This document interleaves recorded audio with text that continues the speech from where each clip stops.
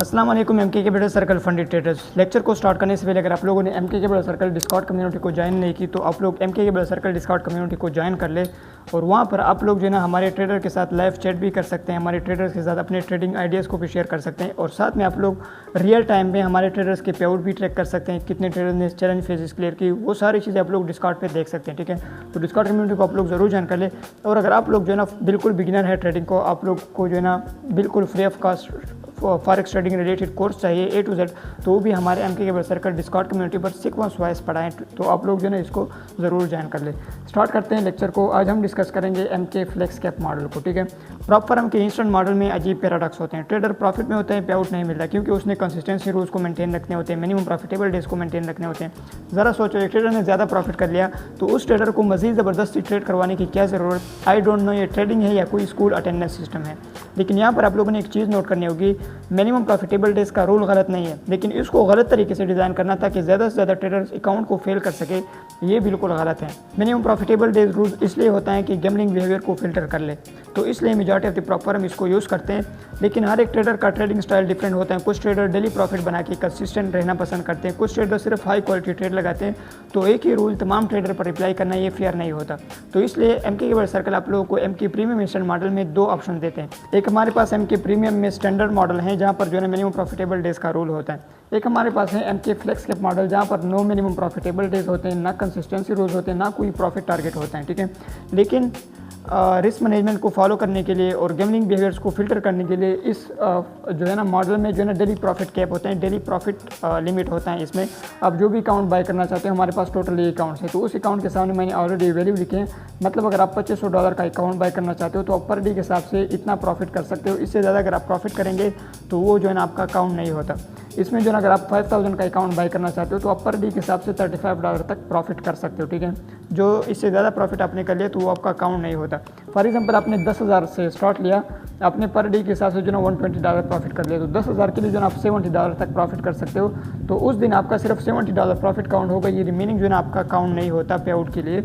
ये सिर्फ और सिर्फ गैम्बलिंग बिहेवियर को फिल्टर करने के लिए यूज़ होते हैं ताकि ट्रेडर जो है ना रिस्क मैनेजमेंट को फॉलो कर ले। कुछ ट्रेडर होते हैं वो ऑल इन वन ट्रेड और नन जो है ना इस चीज़ पे बिलीव रखते हैं, वो पूरा अकाउंट जो है ना एक ही दिन में रिस्क पे लगाते हैं। तो इस चीज़ को जो है ना फिल्टर करने के लिए हमने ये पर डे के हिसाब से लिमिट रखी है। ठीक है, इसमें एक और फ़ायदा ये भी है कि फॉर एग्जांपल आपने एक पे आउट साइकिल में जो प्रॉफिट किया हो वो आप नेक्स्ट पे आउट में भी कैरी कर सकते हो। मतलब आपका हर एक पे आउट के बाद जो ना आपका अकाउंट जो है ना वो रिसेट नहीं होता। अब अगर आप मुझसे पूछेंगे कि कौन सा मॉडल ज़्यादा बेटर है, कौन सा मॉडल हमें चूज़ करना चाहिए, तो बिल्कुल आपकी ट्रेडिंग स्टाइल पे डिपेंड करता है, क्योंकि कुछ ट्रेडर हाई क्वालिटी ट्रेड लगाते हैं। फॉर एग्जांपल आपका जो है ना 22 ट्रेडिंग डेज साइकिल है, तो 22 डेज में जो है ना अगर आप सिर्फ 7 डेज जो है ना हाई क्वालिटी ट्रेड लगाते हो तो ऑटोमेटिकली आपका मिनिमम प्रॉफिटेबल डे जो है ना वो भी अचीव हो चुके होंगे और आपका प्रॉफिट जो है ना वो भी 3% से ज़्यादा होगा। तो आप इस मॉडल को जो है ना मिनिमम प्रॉफिटेबल डेज का जो मॉडल है ना इसको आप लोग यूज़ कर सकते हो।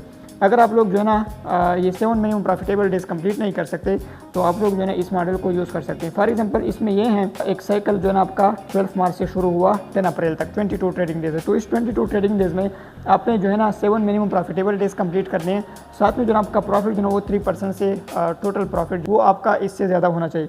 अब अगर ये दोनों चीज़ें आपके जो है ना कोई एक चीज़ जो है ना इसमें मिसिंग है या आपका मिनिमम प्रॉफिटेबल डेज कंप्लीट नहीं है, प्रॉफिट जो है ना इससे 3% से कम है, तो नेक्स्ट पे आउट जब आपका शुरू होगा 10 अप्रैल के बाद तो उसमें जो ना अगेन आपका अकाउंट रिसेट हो जाता है। मतलब जो आपने प्रॉफिट फॉर एग्जांपल $200 आपने प्रॉफिट किया था तो वो जो है ना आप नेक्स्ट पे आउट में कैरी नहीं कर सकते। नेक्स्ट पे आउट में आपका जो है ना नेक्स्ट पे आउट साइकिल के लिए आपका अगेन जो अकाउंट होता है ना वो 10,000 से शुरू हो जाता है। लेकिन यहाँ पर जो है ना ये चीज़ें नहीं है। फॉर एग्जांपल आपने 10,000 से स्टार्ट लिया और आपका पर डे के हिसाब से जो है ना $70 प्रॉफिट जो है ना आप कर सकते हो। इससे कम भी कर सकते हो नो प्रॉब्लम, लेकिन इससे ज़्यादा नहीं कर सकते। $70 तक आप प्रॉफिट कर सकते हो। तो आपको सिर्फ और सिर्फ 4 या 5 डेज जो है ना ट्रेडिंग करनी है। अगर आप 4 या 5 डेज जो है ना $70 प्रॉफिट करते हो तो ऑटोमेटिकली आपका 3% से अकाउंट ज़्यादा होगा, आप सीधा पे आउट के लिए एलिजिबल होते हो। आपने जो है ना मिनिमम प्रॉफिटेबल डेज वगैरह इसके बारे में अपने टेंशन नहीं लेनी होती, आप जो है ना सीधा पे आउट हासिल कर सकते हो।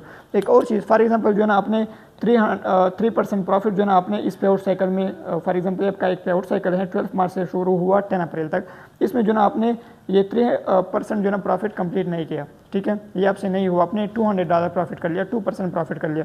तो यही प्रॉफिट जो ना नेक्स्ट पे आउट जब आपका पे आउट साइकिल जब आपका शुरू होगा 10 अप्रैल के बाद तो उसमें जो ना आपका अकाउंट होगा, मतलब नेक्स्ट पे आउट में आपका नेक्स्ट पे आउट साइकिल में आपका अकाउंट जो है ना वो 10,200 से शुरू होगा, ये प्रॉफिट आपका अकाउंट होता है। तो दोनों में अपनी डिफरेंस आप लोगों को नज़र आई होगी। ये सिर्फ और सिर्फ ट्रेडर चॉइस पे डिपेंड करता है। अगर आप ऑलरेडी प्रॉफिटेबल हो, सिर्फ हाई क्वालिटी ट्रेड सेटअप लगाते हो ना, तो आप जो है ना इसको अचीव कर सकते हैं। लेकिन अगर आप लोग ये नहीं कर सकते तो आप लोग इस हिसाब से भी चल सकते हैं, क्योंकि हमारा गोल ये है कि हर एक ट्रेडर के माइंडसेट को रिस्पेक्ट दे दे, हर एक ट्रेडर की ट्रेडिंग स्टाइल को रिस्पेक्ट दे दे। तो इसलिए हम दोनों मॉडल ऑफर करते हैं ताकि हर एक ट्रेडर जो है इससे फ़ायदा उठा सके। बाकी आप लोग खुद समझदार हैं। ये मिनिमम प्रॉफिटेबल डेज का जो हमारा रोल है ना, ये बाकी प्रॉप फर्म के साथ कंपेयर कर ले। बाकी प्रॉप फर्म में मिनिमम प्रॉफिटेबल डे कुछ अजीब तरीके से काउंट करते हैं। आपको 10 डेज़ भी अपने प्रॉफिट किया, उसके बावजूद भी आपने मजीद प्रॉफिट करनी होती है। कुछ कंसिस्टेंसी रूल्स वगैरह होते हैं उनमें से, लेकिन यहाँ पर जो है ना दोनों मॉडल में कंसिस्टेंसी रूल ये नहीं है, ठीक है। दोनों का बस आपने यहाँ पर मिनिमम प्रॉफिटेबल डेज का ख्याल रखना होगा। यहाँ पर जो है आपका मिनिमम प्रॉफिटेबल डे भी नहीं है, बस आपने डेली के हिसाब से इतना प्रॉफिट आप कर सकते हो। तो अगर आपको ये वीडियो पसंद आए हो तो वीडियो को लाइक, कमेंट और साथ में यूट्यूब चैनल को फॉलो कर ले। डिस्कॉर्ड कम्युनिटी आप लोग ज़रूर ज्वाइन कर ले, ठीक है। और आप लोग कमेंट में बताएं कि आप लोग कौन से प्रॉप फर्म के इंस्टेंट मॉडल यूज़ करते हो, और आपको MK circle premium instant model और बाकी प्रॉप फर्म के इंस्टेंट मॉडल में कोई डिफरेंस नज़र आ रही है या नहीं आ रही है।